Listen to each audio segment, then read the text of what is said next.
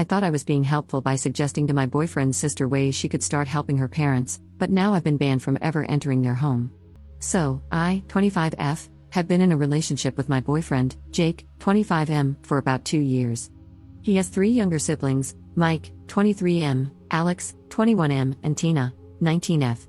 All of them are still in college and still live at home with their mom, 55F, and dad, 55M, while Jake and I rent an apartment. This summer, they will be celebrating their 30th wedding anniversary in France, where they had their wedding. They plan on getting first-class tickets, a high-end hotel, etc. One night, Jake and I were supposed to have dinner with his family. While we were at their house, Tina mentioned how excited she was for this summer and all the things they plan to do in France. Since this is an anniversary trip for her parents, I suggested to Tina that she could do her parents a favor and maybe stay back home to give them time away from their kids this summer. Or, she could maybe pay her own way so her parents could save money. Tina asked me why she'd give up a trip to France, and I told her it would be a nice gesture for her parents' anniversary. I kept trying to explain how nice it would be and how her parents would probably appreciate the space. At some point, Mike interrupted us and told me to stop meddling in family affairs, saying I was overstepping, and demanded I either apologize for pressuring Tina or leave the house. I told him I didn't mean to upset anyone. But when their dad came into the room and asked what was wrong, they told him everything. He then asked me to leave his house and said I probably shouldn't come back anytime soon because I was overstepping, and he found it rude that I was creating a problem and pressuring Tina to solve it. Jake and I went back to our apartment, and we haven't been speaking since. Where do I go from here? Edit. The others are invited, but they're older, so I assume they can just go do their own thing. Edit. I'm not obsessed with their financial situation.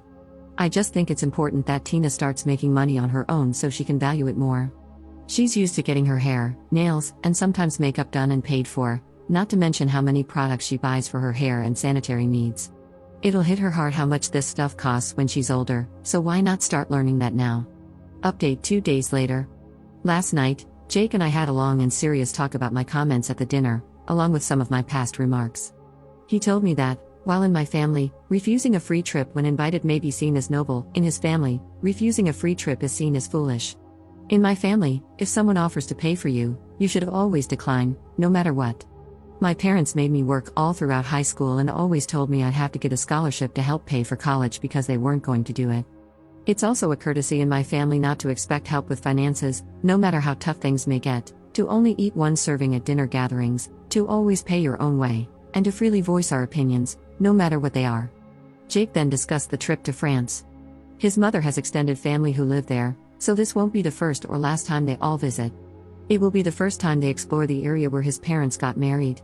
Even if Tina wasn't old enough to go off on her own, didn't know her way around, or didn't speak the language, she'd still be just fine. And if his mom and dad wanted alone time, Tina would still be okay on her own, even without extended family there. When Jake and I first started dating, he had told me about how his maternal great-great-grandparents moved to America from France. I had been under the impression that everyone from his mother's extended family moved, not just the great-great-grandparents and their children. Apparently, his mother thought my behavior stemmed from me not feeling welcome in their family, and the dinner was intended to invite me on the France trip as a sort of peace offering.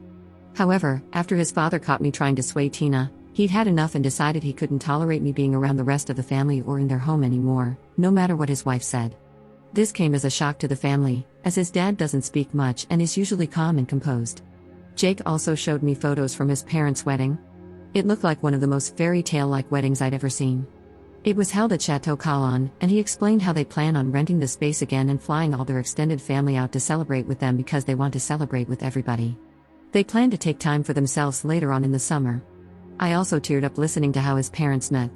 After graduating high school, his mother spent the summer in France with her family, while his dad was visiting with his older brother.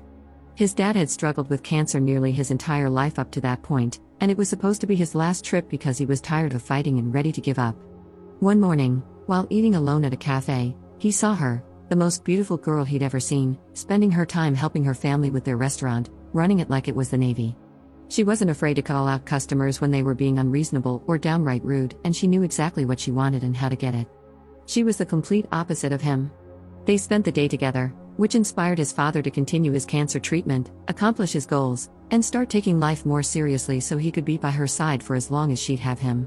His parents always told him and his siblings that the only thing in life they value more than each other is their children, and they want to make sure that, if life ever gets hard for them, they always have something to fall back on. Jake told me he'd be moving back in with his parents until he can find a new apartment. He also revoked my invitation to their family Christmas trip to Aspen, which we were supposed to leave for tonight. I feel like I'm in a Darman video right now. What the hell? On another note, my friend saw my initial post and staged an intervention.